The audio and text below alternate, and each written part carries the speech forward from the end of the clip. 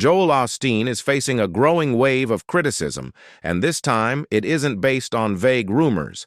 Serious questions about money, lavish living, and transparency at Lakewood Church are now being openly raised. Old details are being re-examined, new information is surfacing, and the image of the inspirational pastor is starting to crack. Is this just another media storm, or a real warning sign that Joel Osteen's empire is in trouble? You may not know, in December 2005, an incident aboard a Continental Airlines flight from Houston to Vail, Colorado, placed the Osteen family under intense public scrutiny. Sharon Brown, a flight attendant on the aircraft, filed a civil lawsuit against Victoria Osteen, alleging that a confrontation escalated after a liquid was spilled near Victoria's seat. According to the complaint, Brown claimed that Victoria became upset during the exchange and allegedly grabbed and shoved her while the plane was still in flight. The accusation quickly drew national media attention, in part because Joel and Victoria Osteen were already highly visible public figures through Lakewood Church and its rapidly growing television ministry. The lawsuit unfolded over several years, from 2005 through 2008, and became a recurring topic in both religious and mainstream news outlets. Brown sought damages, arguing that the incident caused emotional distress and professional harm. The Osteens, however, strongly denied the more serious allegations, maintaining that the situation had been exaggerated and that no assault occurred as described. Victoria Osteen was never criminally charged, and no court ever found her guilty of assault. While the civil case did not result in the significant damages originally sought by the flight attendant, the matter did not end without consequences. In a separate administrative action, the Federal Aviation Administration fined Victoria Osteen $3,000 for interfering with a flight crew member, a lesser violation that did not carry criminal implications. The fine acknowledged that an inappropriate interaction had occurred, but stopped well short of confirming the most severe claims made in the lawsuit. Beginning around 2007 and continuing steadily through the 2000s into the present day, Joel Osteen has faced ongoing and highly visible criticism from theologians, pastors, and Christian scholars who argue that his preaching represents a form of the prosperity gospel. This theological framework teaches that faith, positive confession, and obedience to God can result in tangible blessings such as financial success, physical health, and personal advancement. While enormously popular with audiences seeking encouragement and hope, the message has drawn sharp rebuke from many within traditional Christian circles. Critics contend that Osteen's sermons place disproportionate emphasis on optimism, self-improvement, and worldly success, often framing faith as a pathway to personal fulfillment rather than spiritual transformation. They argue that themes central to historic Christianity, such as repentance, sin, sacrifice, suffering, and the cost of discipleship, are frequently minimized or absent altogether. According to these critics, Scripture is often selectively quoted to reinforce motivational ideas rather than explored in its broader theological and doctrinal context. Prominent theologians, including Michael Horton, have publicly challenged Osteen's teachings, with Horton describing elements of his message as theologically shallow and, at times, incompatible with orthodox Christian doctrine. Such critics warn that prosperity-oriented preaching risks reducing Christianity to a self-help philosophy where God becomes a means to achieving personal goals rather than the object of worship and obedience. They also argue that this approach can leave believers unprepared for hardship, suffering, or unanswered prayers, realities that are deeply woven into biblical narratives. Despite this sustained criticism, Osteen has consistently defended his approach, stating that his mission is to uplift, inspire, and reach people who might otherwise avoid church altogether. He has repeatedly emphasized that he does not claim to be a traditional theologian and that his focus is on encouragement rather than doctrinal debate. His supporters credit this tone with drawing millions to his sermons, books, and broadcasts worldwide, making him one of the most influential religious figures of the modern era. In August 2011, Joel and Victoria Osteen, along with Lakewood Church, became the focus of a federal copyright lawsuit filed by the indie instrumental music duo The American Dollar. The group alleged that one of their songs had continued to be used during Lakewood Church services and related broadcasts after the expiration of a licensing agreement. According to the complaint, the music was incorporated into church programming without proper authorization, prompting the artists to pursue legal action to protect their intellectual property rights.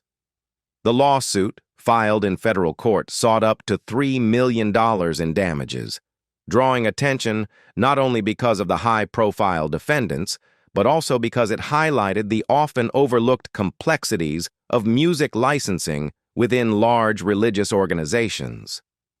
The American Dollar argued that Lakewood Church, as one of the largest megachurches in the United States with extensive media reach, should have been fully aware of licensing limitations and obligations.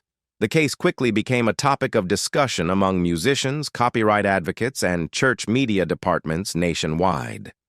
Joel and Victoria Osteen, along with Lakewood Church, denied intentional wrongdoing and maintained that any use of the music was either properly licensed at the time or occurred inadvertently without malicious intent. Their legal team argued that the claims were overstated and that the church had not engaged in willful or systematic copyright infringement as alleged. In 2012, a federal judge ruled largely in favor of the Osteens and Lakewood Church, dismissing the majority of the copyright claims brought by the American Dollar. While the court allowed limited opportunity for amendments to certain technical aspects of the case, the ruling significantly weakened the lawsuit's foundation. Ultimately, the case did not result in financial penalties, damages, or a settlement paid by the church or the Osteens. Though the lawsuit concluded without major legal consequences, it briefly added to the growing list of controversies surrounding Joel Osteen during the early 2000s. For critics, it reinforced concerns about transparency and accountability within large religious institutions. In May 2014, Lakewood Church became the subject of legal scrutiny following an incident in which a young child was reportedly injured during a church service. According to accounts that later appeared in local news coverage, a church representative allegedly removed a child safety seat from a pew, causing a toddler seated in or near the carrier to fall. The fall reportedly resulted in injuries significant enough that the child's family decided to pursue legal action against the church. The lawsuit, filed on behalf of the child, argued that the injury stemmed from negligence and inadequate safety procedures during services attended by families with small children. At the time, Lakewood Church was one of the largest megachurches in the United States, drawing thousands of worshipers to each service, including many parents with infants and toddlers. The case therefore raised broader questions about how such a massive institution managed crowd flow, seating arrangements, and child safety in a busy worship environment. While the incident did not generate sustained national headlines, it received attention in local media and legal circles, particularly because it involved a church led by Joel Osteen, one of the most recognizable religious figures in America. Critics pointed to the lawsuit as evidence that operational safety and staff training needed closer oversight, especially in areas involving children. Supporters of the church emphasized that accidents can occur in any large public setting and cautioned against drawing sweeping conclusions from a single incident.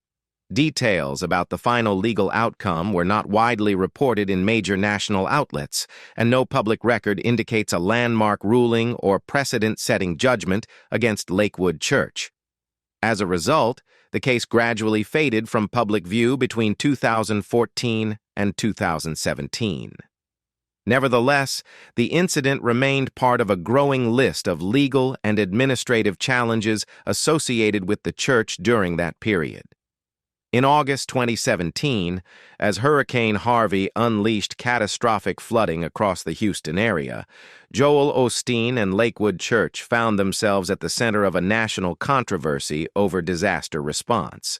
With tens of thousands displaced and emergency shelters filling rapidly, public attention quickly turned to Lakewood's massive, climate-controlled sanctuary, one of the largest church buildings in the United States, and why it had not immediately opened its doors to evacuees. The backlash intensified after Lakewood Church posted on social media that the building was inaccessible due to severe flooding. That explanation was soon met with skepticism, as photos and videos circulated online showing the church's surrounding areas appearing passable, while nearby shelters struggled with overcrowding. Critics accused the church of prioritizing property protection and image management over urgent humanitarian need. The issue spread rapidly across social media and cable news, turning Lakewood into a symbol, fairly or not, of perceived inaction by wealthy religious institutions during crisis. Joel Osteen and church officials responded by insisting that safety concerns drove their initial decision. They stated that flooding, damaged road access, and coordination with city emergency services had to be addressed before opening the facility to large numbers of evacuees. Osteen emphasized that Lakewood had not been designated as an official shelter at the outset and argued that rushing people into an unsecured space could have created additional risks. Within days, Lakewood Church opened its doors as a shelter and later as a major aid distribution center, providing food, supplies, and volunteer support to those affected by the storm. Osteen also announced financial donations toward relief efforts, and the church hosted evacuees once operations were fully underway. Despite these actions, criticism lingered. Many observers argued that the delayed response undermined the church's message of compassion and raised uncomfortable questions about the responsibilities of megachurches with vast resources during emergencies. In 2021, during the ongoing economic fallout of the COVID-19 pandemic, Joel Osteen and Lakewood Church became embroiled in controversy after it was revealed that the megachurch had received approximately $4.4 million in Paycheck Protection Program, PPP funds. The federal program was created to help small businesses and nonprofits retain employees during lockdowns and widespread financial disruption. While technically legal, Lakewood's participation quickly sparked public criticism due to the church's immense size, high visibility, and long-standing reputation for substantial revenue. Critics questioned whether one of America's largest and wealthiest megachurches should have drawn from a fund many struggling small businesses were unable to access. The backlash intensified online and in the media, with commentators arguing that accepting taxpayer-backed relief conflicted with the image of financial prosperity often associated with Osteen's ministry.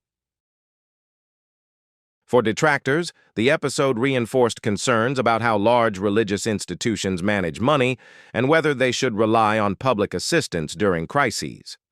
Lakewood Church responded by explaining that the funds were used to support its large workforce, which numbers in the hundreds and includes production, media, and operational staff whose jobs were affected by pandemic restrictions. Church representatives emphasized that the PPP loans were legally obtained under program guidelines and were intended solely to protect employees from layoffs during a period of uncertainty. They also stressed that Lakewood, like many nonprofits, experienced disruptions to regular operations and in-person services. Despite those justifications, the controversy continued to grow, prompting Lakewood Church to ultimately return the full amount of the PPP funds. The decision was framed as an effort to avoid distraction from the church's mission and to reaffirm its commitment to responsible stewardship. Supporters praised the repayment as evidence of accountability, while critics viewed it as a response to mounting public pressure rather than proactive transparency. On February 11, 2024, Lakewood Church in Houston was shaken by one of the most serious violent incidents in its history when a shooting erupted inside the church building shortly before a Spanish-language service. A woman, later reported by authorities to have documented mental health issues, entered the sanctuary area accompanied by her young child and opened fire with a rifle. The sudden violence sent congregants fleeing for safety and brought a swift response from armed security already on site. Two off-duty law enforcement officers working security at the church confronted the shooter and fatally shot her, bringing the attack to an end within minutes. Despite the rapid intervention, the consequences were devastating. The woman's 7-year-old son was critically injured in the exchange of gunfire, suffering life-threatening wounds, and another man attending the church was also wounded. Emergency responders rushed both victims to nearby hospitals, where the child's condition immediately became the focus of widespread concern and prayer. Although the attack was not caused by Joel Osteen or church leadership, the tragedy placed him at the center of intense public attention. Lakewood Church, long known for its messages of hope and positivity, suddenly became the scene of national headlines and renewed debates about security, mental health, and gun violence in places of worship.